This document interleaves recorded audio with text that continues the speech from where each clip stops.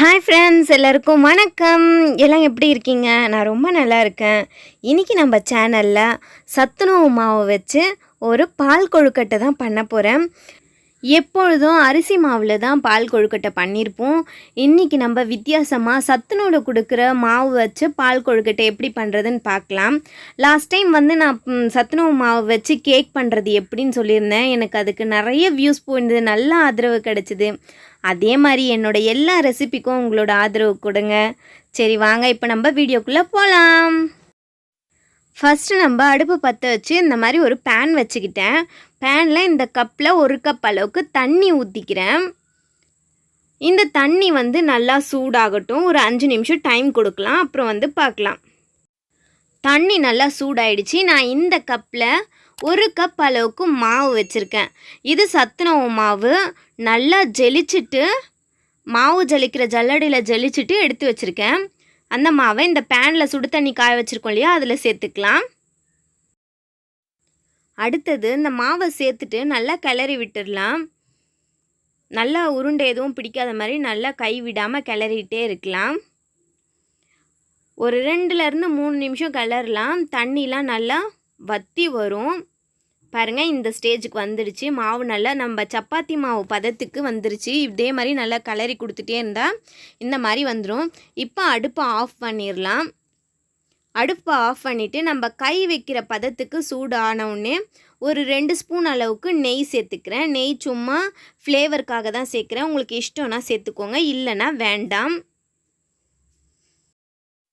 இப்போது மாவை கொஞ்சம் கொஞ்சமாக கையில் எடுத்துக்கிட்டு ஒரு உருண்டை மாதிரி பிடிச்சிக்கலாம். உங்களுக்கு என்ன சைஸ் வேணுமோ அந்த சைஸ் அளவுக்கு பிடிச்சிக்கோங்க. நான் ஒரு மீடியம் சைஸ் அளவுக்கு பிடிச்சிக்கிறேன். உங்களுக்கு இதை விட குட்டியாக வேணும்னாலும் குட்டியாக பிடிச்சிக்கலாம். எனக்கு இந்த சைஸ் ஓகேன்றதுனால நான் இந்த அளவுக்கு பிடிச்சிக்கிட்டேன். இதே மாதிரி கொஞ்சம் கொஞ்சமாக எடுத்து எல்லா மாவையும் இதே மாதிரி உருண்டை பிடிச்சி வச்சுக்கலாம். ஓகே, மாவு எல்லாம் உருண்டை பிடிச்சாச்சு. இப்போ அடுப்பு பற்ற வச்சு ஒரு பேனில் பால் கொஞ்சம் வச்சுருக்கேன். இந்த பால் 200 ml பால். இது ஆல்ரெடி நான் காய்ச்சி வச்சுருக்க பால் தான். இப்போ சும்மா வச்சு சூடு மட்டும் ஏற்றிக்கிறேன். பாலை சூடானதும் 2 ஏலக்காய் சேர்த்துக்கிறேன். ஏலக்காய் சேர்த்துட்ட பிறகு பால் லைட்டாக பொங்கி வருது இல்லையா, இந்த ஸ்டேஜில் நான் உருட்டி வச்சுருக்க சத்து மாவு உருண்டைகளை ஒன்று ஒன்றா எடுத்து சேர்த்துக்கிறேன். அடுப்பை சிம்மில் வச்சுக்கோங்க. மீடியம்லேயும் வேண்டாம், ஹைலேயும் வேண்டாம், சிம்மில் வச்சுக்கோங்க. அனல் கொஞ்சம் அதிகமாக இருந்தால் மாவுலாம் கரைய ஆரம்பிச்சிடும். ஸோ அதனால தான் சிம்மில் வச்சுக்கோங்க. எல்லா உருண்டைகளையும் சேர்த்தாச்சு. இப்போ லைட்டாக ஒரு கிளறிக்கிறேன். நம்ம ஓவராக ஃபோர்ஸ் கொடுத்தோன்னா உருண்டை உடஞ்சிக்கும். லைட்டாக பண்ணால் தான் உருண்டை அப்படியே இருக்கும். அடுத்து சத்துணவு மாவு 1 ஸ்பூன் எடுத்து 1 ஸ்பூன் தண்ணியில் கலந்து வச்சுக்கிறேன். இதையும் அந்த பால் கலவை கூடவே சேர்ந்துக்கிறேன். இது ஒரு கெட்டி பதத்துக்காக தான் இது சேர்க்குறோம்.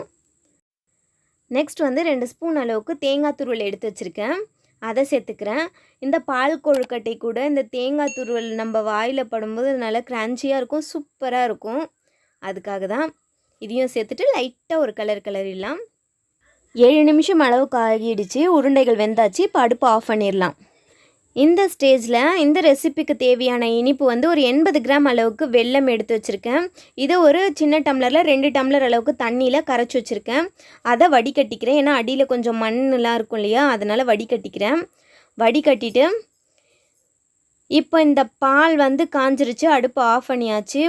கொழுக்கட்டையும் நல்லா வெந்தாச்சு. இந்த ஸ்டேஜில் வெல்லத்தை ஊற்றிக்கிறேன்.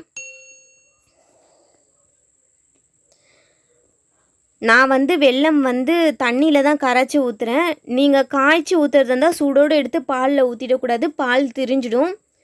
நான் வெறும் தண்ணியில் தான் கரைச்சி வச்சுருக்கேன். வெல்லமை கரைச்சி வடிகட்டி அதை ஊற்றிக்கிறேன். ஆல்ரெடி நம்மளுக்கு ஏற்கனவே சத்துணவு மாவுலேயே கொஞ்சம் ஸ்வீட்னஸ் இருக்கும். அதனால தான் நான் கம்மியான ஸ்வீட்னஸ் சேர்த்துருக்கேன். உங்களுக்கு இன்னும் கூட ஸ்வீட்னஸ் வேணும்னா இன்னும் நீங்கள் ஒரு 100 கிராம் அளவுக்கு சேர்த்துக்கலாம். நான் 80 கிராம் அளவு தான் சேர்த்துருக்கேன். இப்போ இதையும் ஒரு லைட்டாக ஒரு கிளறியாச்சு. இப்போ பாருங்கள், நல்லா பால் இந்த அளவுக்கு திக்காக கிடச்சிருக்கு எனக்கு. இது ஓகே எனக்கு. அவ்வளோதான், சுவையான சத்துணவு மாவில் பால் கொழுக்கட்டை ரெடி. ஓகே, இப்போ இது ரெடி ஆகிடுச்சு இல்லையா, பசங்களுக்கு சாப்பிட கொடுக்கலாம். கார்னிஷிங்காக மேலே தேங்காய் துருவல் வச்சுருக்கேன். பாப்பா நல்லா இருக்கா? இதுவா பால் கொழுக்கட்டை. பால் கொழுக்கட்டையா? எதை வச்சு செய்வாங்க? சத்துணவுல தராங்களா மாவு, ஆமா அந்த மாவு வச்சு. நம்ம பெரிய பெரிய உருண்டையா தான் சாப்பிடுவோம். பெரிய பெரிய உருண்டியாக தானே சாப்பிடுவோம். இது குட்டி குட்டி உருண்டியாக போட்டு பால் கொழுக்கட்டை பண்ணியிருக்கேன். எப்படி இருக்கு? நல்லா இருக்குமா? உனக்கு பிடிச்சிருக்கா? தர்ஷா, இப்போ என்ன சொல்லணும்? நம்ம சேனல் பிடிச்சிருந்தா நம்ம சேனல் பிடிச்சிருந்தா லைக் பண்ணுங்க, ஷேர் பண்ணுங்க, சப்ஸ்கிரைப் பண்ணுங்க. நம்ம அடுத்த வீடியோ சந்திப்போம். இங்கே பாருங்க தர்ஷா, நீங்க சொல்லுங்க. நம்ம அடுத்த வீடியோ சந்திப்போம். ஓகே. லேங்கிஸ் கொடுப்பீங்களே. இங்கே பாருங்க, பாய் சொல்றேங்க எல்லாருக்கும். இப்போ நம்ம வீடியோக்குள்ள போலாம். வீடியோ முடிச்சிட்டு போலாம். Okay bye.